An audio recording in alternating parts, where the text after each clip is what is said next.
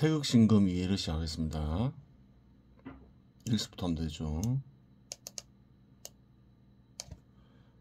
사회 구성원들이 100% 자급자족으로 살아가지 않는 이상 교환은 필연적으로 발생하게 되는데, 교환이 발생하는 공간 혹은 장소를 시장이라고 합니다. 그렇죠. 100% 자급자족으로 살지 않는다는 말은 누군가로부터 다른 것을 취득한다는 말이죠. 교환을 통해서 취득하겠죠. 생산물의 판매자와 구매자를 연결시켜주는 직업에 종사하는 인간을 상인이라고 합니다. 그래요. 물론 시장 지배 시대에 이르면, 자본 지배 시대라는 말은 자본주의 혹은 자본 지배 시대라는 말은 그릇된 관념에 의해 생겨난 말이다. 그렇게 얘기를 했죠, 예전에. 상인이 생산을 겸하는 경우가 존재하며 생산자 역시 상인의 역할을 겸하는 경우가 일반적인데, 여기서는 순수한 상인의 형태를 살펴보도록 하겠습니다. 경제활동을 하는 현 시대에서 사람들은 누구나 다 상인의 역할을 하죠. 거래를 하는 거죠. 근로자 역시 마찬가지죠. 자기의 활동을 거래하잖아요. 상인의 역할을 하는 거죠. 기업도 마찬가지죠. 구매 판매를 하죠. 상인의 역할을 하지 않고서 현 시대에서는 경제 활동을 할 수가 없는 거죠. 상인의 소득은 거래 과정에서 발생하는 차익률과 거래의 회전 속도, 거래 대금에 의해 결정됩니다. 세 가지가 상인의 소득에 큰 영향을 미치는 요인이다. 이렇게 얘기하고 있는 거죠. 살펴보겠습니다. A 물품을 1,000원에 구입한 상인이 B에게 1,100원에 판매한다면 상인은 100원의 소득을 얻게 됩니다. 비용까지 제해야지 정확한 소득이 되겠죠. 그런데 A 물품을 1,000원에 구입한 상인이 B에게 1,200원에 판매한다면 상인은 200원의 소득을 얻게 되는데, 여기서 동일한 거래 대금을 운용하더라도 구매 금액과 판매 금액의 차익률이 차이에 따라 소득은 크게 달라짐을 알 수 있습니다. 차익률은 어떻게 구하느냐? 차익률을 공식화하면 차익률은 차액 1,100원에 팔면 1,100원에서 1,000원을 빼는 거죠. 100원이 차익이 되는 거죠. 나누기 구매 대금이 됩니다. 그렇죠.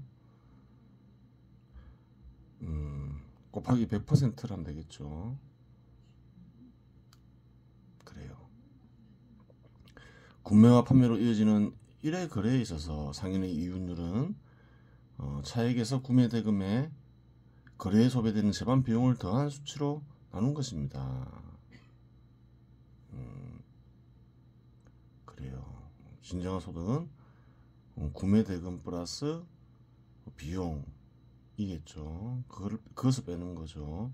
시장에서 팔리는 가격이 결정되어 있다고 가정할 경우, 상인의 이윤이 극대화되는 경우는 생산자의 이윤이 0이 되는 가격에 물건을 인수하여 팔리는 가격에 판매하는 것입니다. 물론 현실적으로 생산자 입장에서 물건이 팔리지 않는 상황에서 이윤이 마이너스가 되더라도 물건을 연계하는 상황이 발생할 수도 있겠으나, 그러한 경우가 지속된다면 그러한 물건을 생산하는 생산자는 생산업에 종사할 수 없게 됩니다.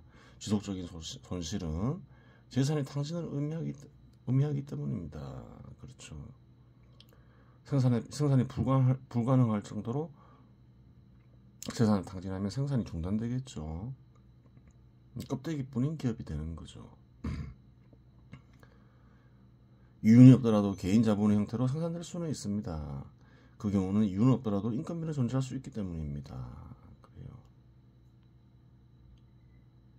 생산자가 생산한 물건의 판매를 특정한 상인에게 의존한다면 차익률은 높아집니다.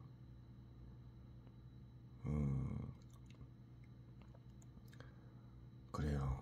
그럴 수 있겠죠. 생산자가 상인에게 의지해요. 스스로 상인이 경쟁을 하지 않아요. 그럼 상인은 차익률을 높이려고 하겠죠. 얼마든지 높일 수 있는 지배력이 생기는 거죠. 반면에 여러 명의 상인들이 생산자의 생산물을 획득하고자 하면 생산자는 가장 좋은 조건을 제시하는 상인을 선택할 수도 있고, 상인들을 경쟁시킬 수도 있기 때문에 차익률은 낮아집니다. 현실에서 존재하는 어떤 관계를, 인간들 간의 관계를 설명해주고 있는 거죠. 경제활동 속에서 지금은 사적 영역에서 어떤 불변의 형식을 다루는 거죠. 관계에 대해서. 현 시대에서는 이런 식으로 생산자와 상인이 관계를 맺고 있다, 그 얘기를 하고 있는 거죠. 또한 생산자의 사정에 따라 차익률은 낮아질 수 있습니다. 생산물의 생산 속도가 판매 속도보다 클 경우 재고량은 늘어나게 됩니다. 이러한 상황이 지속되면 투여한 가치가 완전할 수가 힘들어질 수가 있으며 이는 생산의 중단을 불가피한 상황에 이르게 할 수도 있습니다. 팔리지는 않는데 계속 생산이 돼요. 그럼 계속 그 팔리지 않는 재고량이 늘어나겠죠. 그러면 회수가 불가능해질 수도 있는 거죠. 만일 시장의 상황이 변경되어 그 생산물을 대체할 수 있는 더 질이 좋은 생산물이 더 저렴한 가격에 시장에 출시되면 판매 불가능 상태도 이룰 수 있고, 이는 생산자의 파멸을 가리키는 것입니다. 그렇죠. 아예 안 팔려요. 더 좋은 상품이 나와서, 경쟁력 있는 더 좋은 상품이 나와서. 그러면 그 경쟁력 없는 상품을 생산하는 생산자는 파멸하겠죠. 지속적인 생산을 위해서는 생산에 필요한 상품들에 대한 비용을 지불해야 하는데 비용을 충당할 가치가 회수되지 않으면 생산이 불가능해질 수 있습니다. 이런 관계로 생산 속도가 판매 속도보다 커지면 재고량이 늘어나게 되고 상인의 차익률은 늘어나게 하는 원인으로 작용할 수 있습니다. 판매자가 싸게 팔 수밖에 없으니까 차익률은 늘어나겠죠. 이익이 커질 수가 있는 거죠. 반대로 판매 속도가 생산 속도보다 크다면 희소성이 생기고 상인들의 경쟁을 유발시켜 상인의 차익률을 감소시키는 원인으로 작용할 수 있습니다. 그래요. 그런 사례는 얼마든지 현실에서 확인이 가능하겠죠.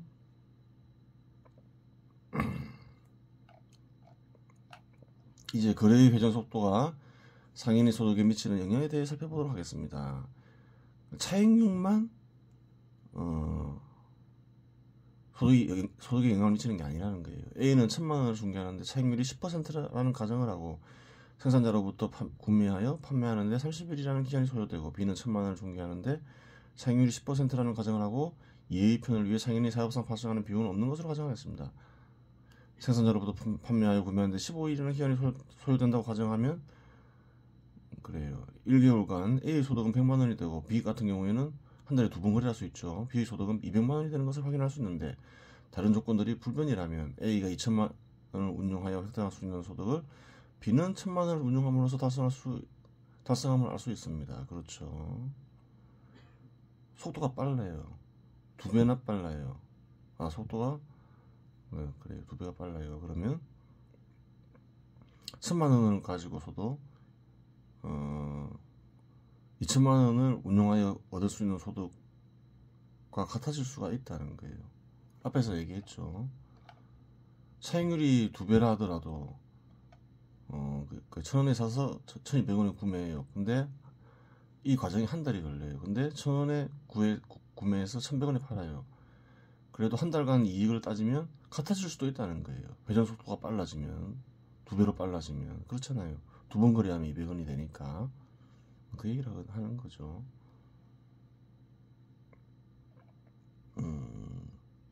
따라서 상인의 소득은 거래의 회전 속도에 비례한다고 결론 내릴 수 있습니다. 이러한 회전 속도는 생산 과정과도 긴밀하게 연결되어 있습니다. 이를 전체 사회에 확대 적용하여 살펴보도록 하겠습니다. 생산 속도와도 생산 과정과도 긴밀하게 연결되겠죠. 필연적으로 생산 기간이 길어요. 그러면 그 상인들이 회전 속도도 느려질 수밖에 없는 거죠. 그 상품을 거래하는. 그래요. 사회의 생산 조건이 불변일 경우 1개월에 상거래가 평균 3회 전을 해야 생산품의 재고가 증가하지 않는 사회가 존재한다고 가정하겠습니다. 그런데 만일 1개월에 상거래가 평균 2회 전이 발생하는 경우가 발생하면 이는 상인의 소득 감소와 동시에 판매 속도의 감소로 인해 생산자의 재고량이 증가하게 됩니다. 이러한 상황이 지속될 경우 이러한 경제 상태를 불황이라고 합니다. 경제적 불황은 다양한 방식으로 발생할 수 있습니다.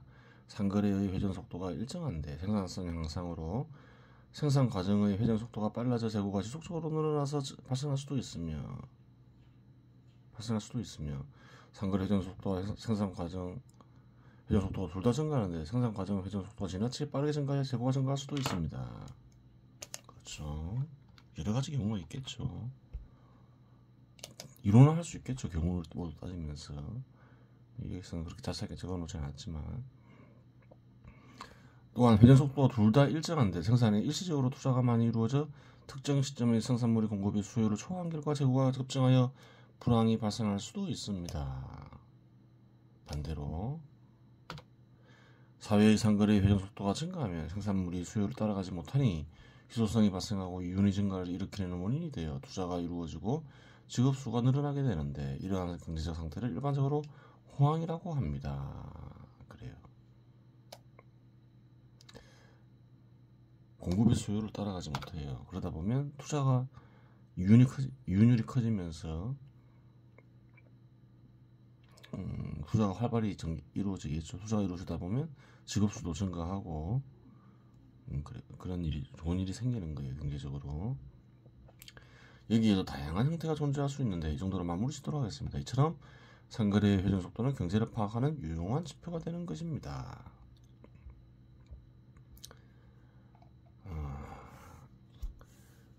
거래 대금 역시 상인의 소득에 영향을 미칩니다. 모든 조건이 동일하고 차익률이 10%라고 가정하면 1천만 원을 운용하는 상인은 100만 원의 소득을 획득하여 2천만 원을 운용하는 상인은 200만 원의 소득을 거두게 됩니다.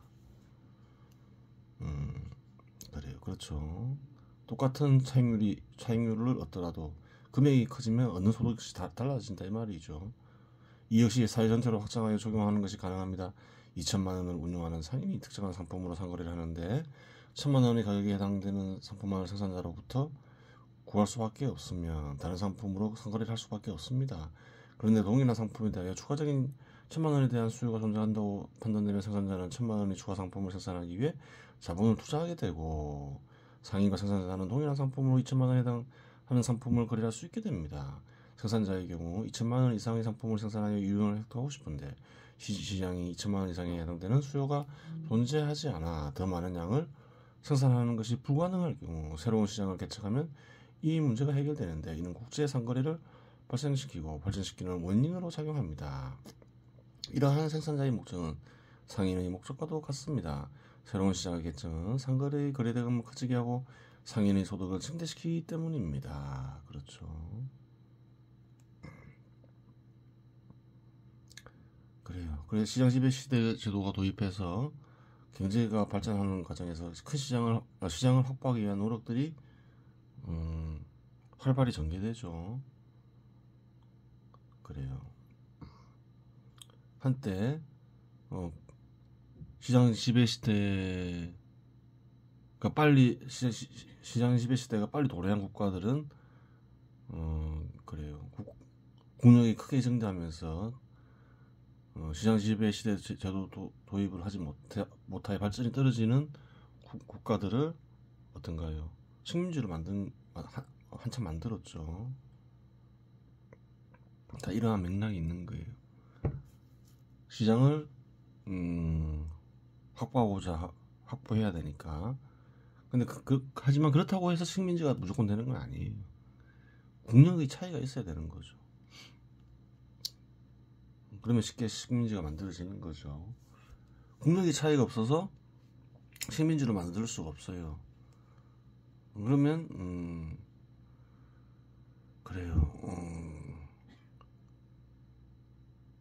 교류를 통해서 시장을 확대시키려 하겠죠. 시장이 발전함에 따라 거래수단이며 가치의 담지자인 화폐가 생성되고 사회에 비축된 가치를 활용하는 다양한 방식들이 역사적 과정에서 생성되어 현실과 결합하여 금융 영역을 생성 발전시켰습니다. 그래요. 상업에 대해서 얘기했으니까 또 금융업에 대해서도 얘기해야 될 거 아니에요. 생계 목적, 투자 목적, 지불 목적으로 이용되는 금융기능은 사회의 양적 성장과 함께 자연적으로 발생하는 것입니다. 그렇죠.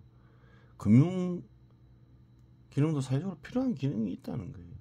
하지만 이 기능은 생산과 유통의 보조적인 측면이지 문명에 필요한 생산물을 생산 유통시키는데 핵심 기능을 수행하는 것은 아닙니다.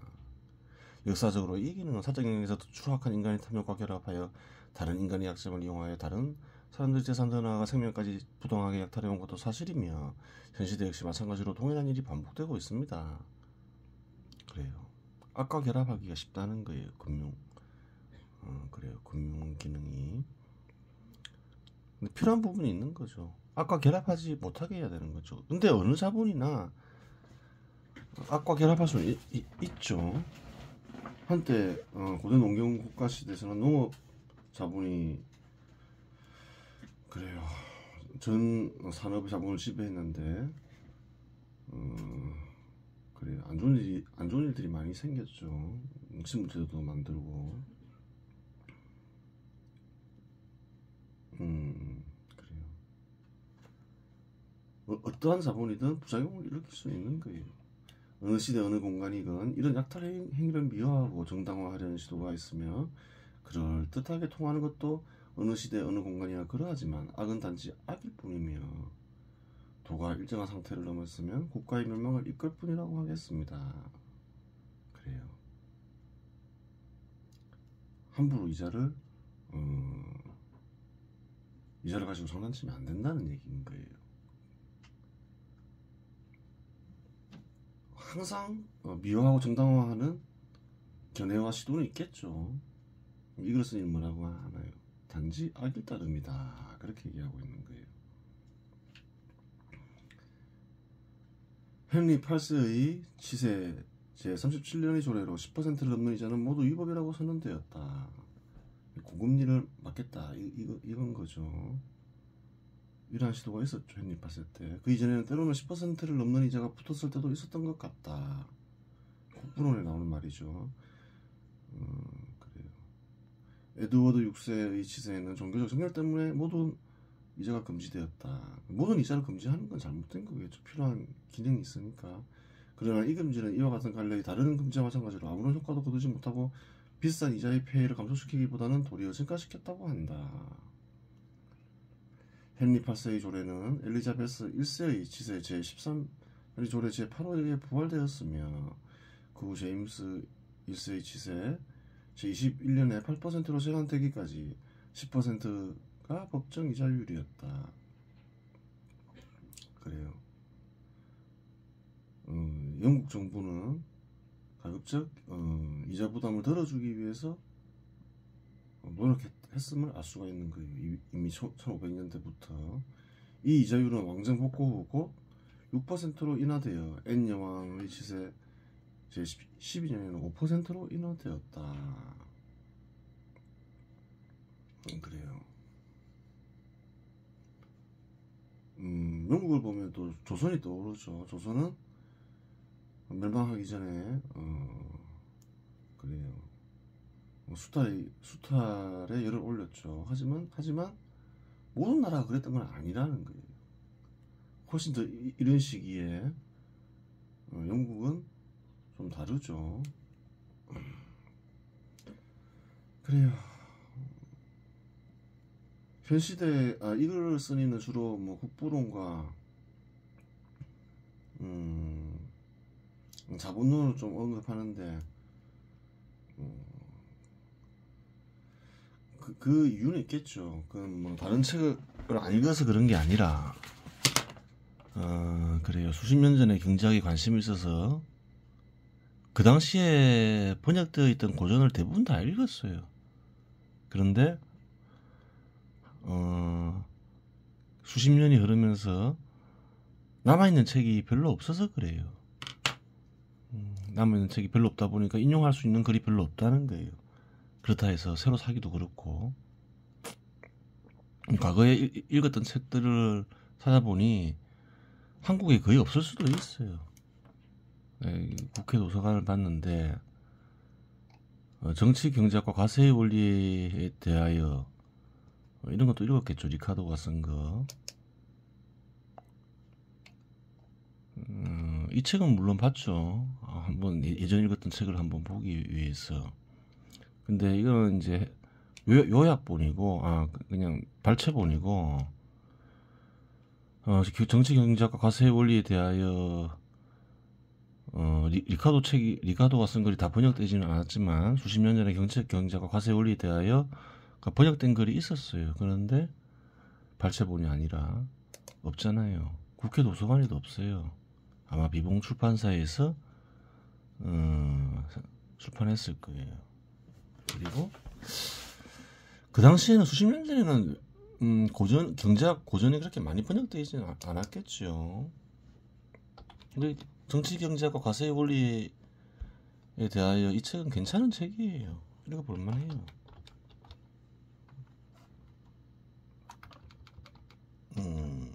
이런 책도 읽었는데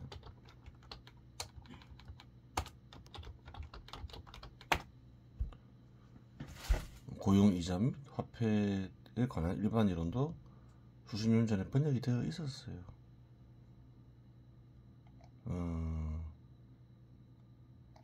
아마 이 책을 읽었겠죠. 비봉 출판사가 경제와 관련된 고전을 많이 번역을 했던 것 같아요. 비봉 출판사인데 2007년에 발행됐다 나오고 비봉 출판사로 기억하는데 그 전에도 출판된 게 있었겠죠. 그래요.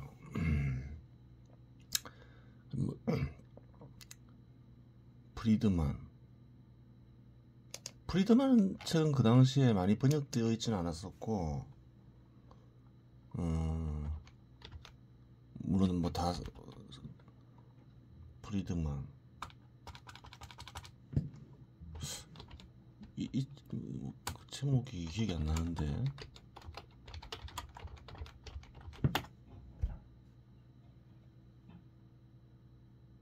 하여튼 이런 비슷한 제목이 있었는데 한번 프리드만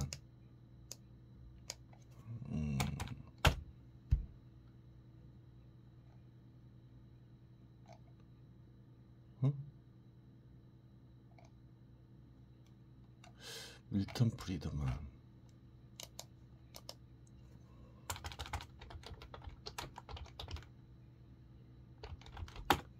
밀턴 프리드만도 한 권 정도는 읽었죠. 번역된 게 그거밖에 없었을 수도 있어요. 요즘에는 많이 수십 년이 흘렀으니까 많이 번역되어 있을 수도 있는데 그래요.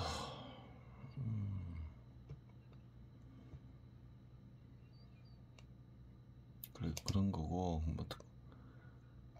그래 한번 보겠습니다. 영국의 경우 자본이 크게 성장하여 많은 식민지를 거느리며 해가 지지 않는 나라라고 불릴 정도로 크게 번영하고 조선의 경우 대규모 폭동이 발발하여 멸망하여 타국의 식민지가 된 데에는 행운이나 불운이 작용한 것이 아니라 필연적인 원인이 있는 것입니다. 참고로 2018년 현 시점에서 한국의 법정 최고이자율은 24%입니다.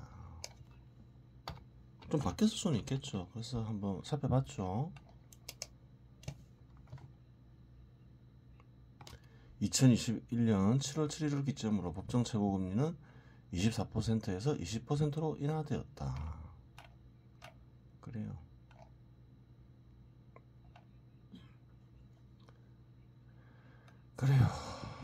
조선보다는 나아진 거죠, 한국이. 그렇게 되는 거예요.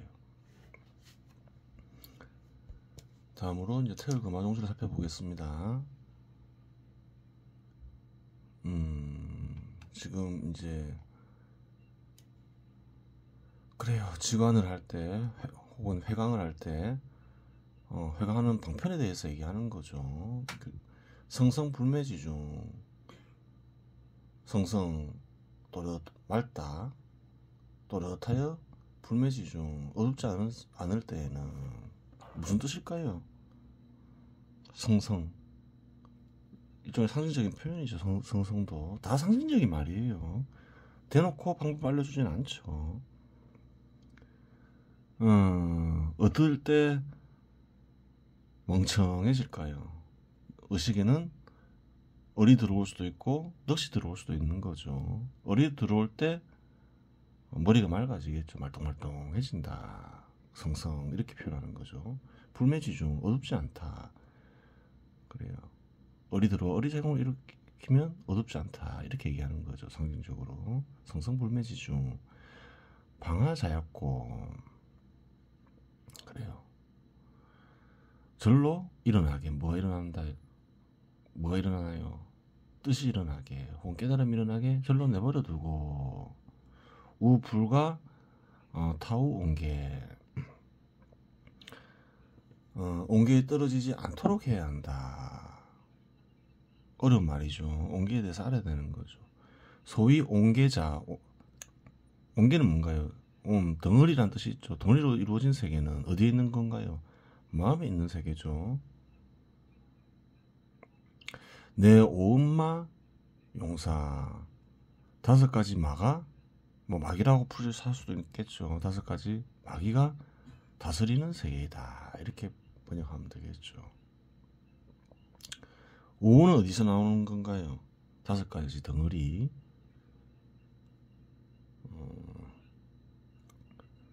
색수상행식 색계 수계 상계 이런 걸 얘기하는 거죠. 석가모니가 언급하였죠.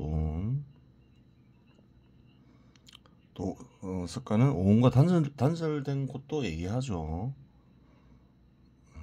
그래요. 오음과 단절된 곳을 알아야 된다. 오음과 단절된 곳의 관계는 무엇인가? 또 이런 것도 생각해 볼 수가 있는 것이겠죠. 그래요. 그래요. 주석에 달려있죠. 온계. 보겠습니다.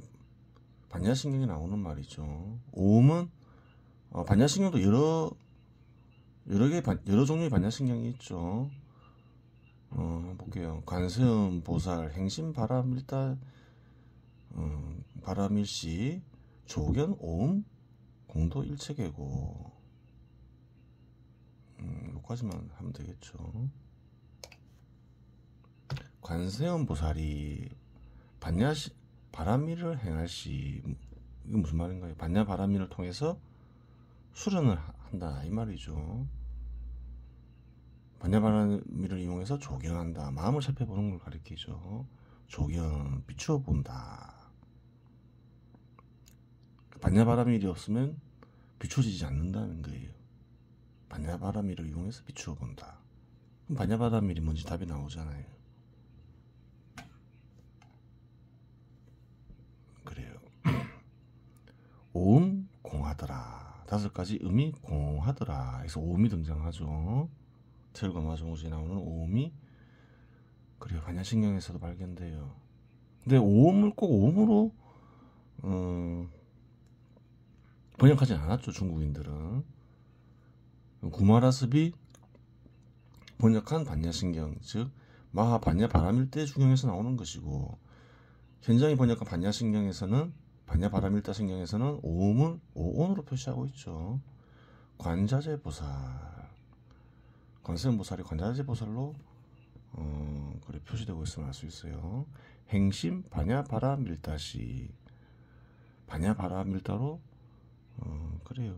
수련을 할 때에는 조경하면서 조경 비추어 보니까 온 개공 오온이 모두 공하더라. 그래요. 오온이 오음이라서 오음으로 표시될 수도 있음을 알 수 있어요.